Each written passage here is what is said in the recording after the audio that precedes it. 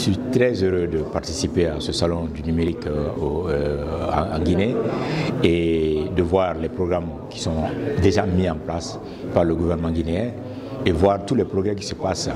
Moi, je représente Smart Africa, qui a un objectif continental, à savoir créer un marché numérique africain qui permettra de développer les technologies de l'information et de la communication de façon harmonieuse, qui permettrait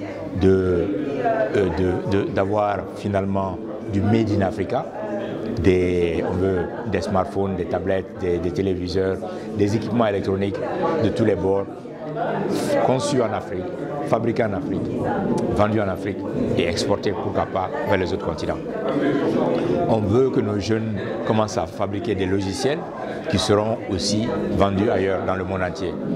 On veut rattraper ce retard-là et pourquoi pas innover afin que nous ayons de nouvelles entreprises dans le continent africain, des nouvelles entreprises qui vont prospérer dans le domaine d'éthique. On veut enfin créer l'opportunité pour l'entrepreneuriat des jeunes, surtout qui aboutirait à la création d'emplois de beaucoup plus d'autres, un grand nombre de jeunes. Et je suis très heureux de voir les avancées au niveau de la Guinée. Et la Guinée étant un membre très actif de Smart Africa, avec le président Alpha Condé, membre du conseil d'administration de Smart Africa, avec 12 autres chefs d'État, conseil d'administration qui est présidé par le président Kagame lui-même, et qui contribue de façon significative dans le développement harmonieux de cette éthique. Comme vous le savez, chaque pays a une ligne d'action au sein de Smart Africa afin que nous évitons des duplications inutiles, afin que chaque pays se sente responsabilisé afin de pouvoir contribuer positivement au même pied d'égalité que les autres.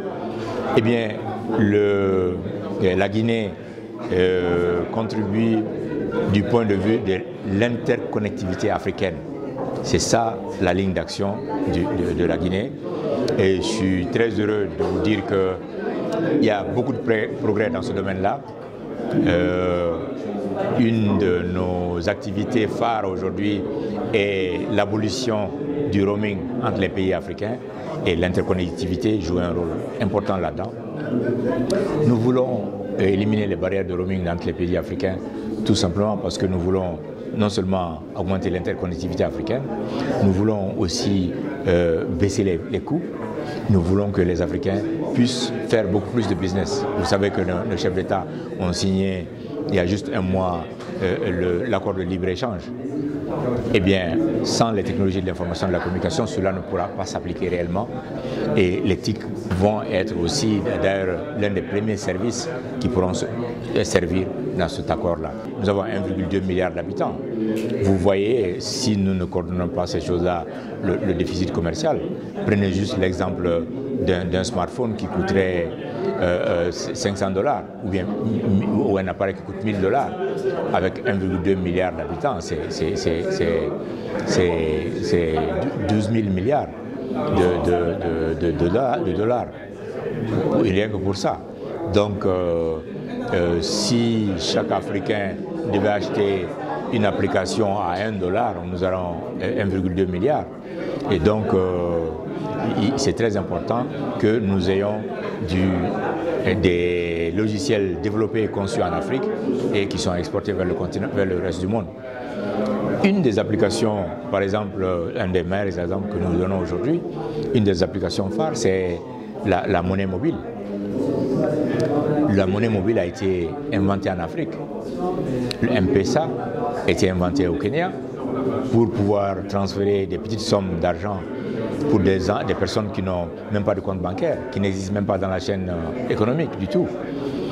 Eh bien, grâce à ce modèle-là, aujourd'hui, vous pouvez utiliser votre smartphone pour payer votre parking à New York ou bien payer le hamburger au Japon.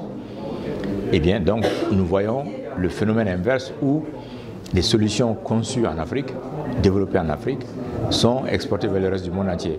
Nous voulons donner l'opportunité à nos jeunes de continuer à créer, justement, il y a cette créativité que nous devons développer chez les jeunes Et l'un des grands pas que nous voyons ici en Guinée, et cette semaine est importante pour ça, c'est l'entrepreneuriat des jeunes, où nous voulons donner l'opportunité aux jeunes en créant l'écosystème, en mettant en place les politiques nécessaires pour faciliter cela, en s'assurant qu'on a la bonne formation et une coordination avec le secteur privé. Et donc, voilà des politiques qui sont en train d'être mises en place ici en Guinée.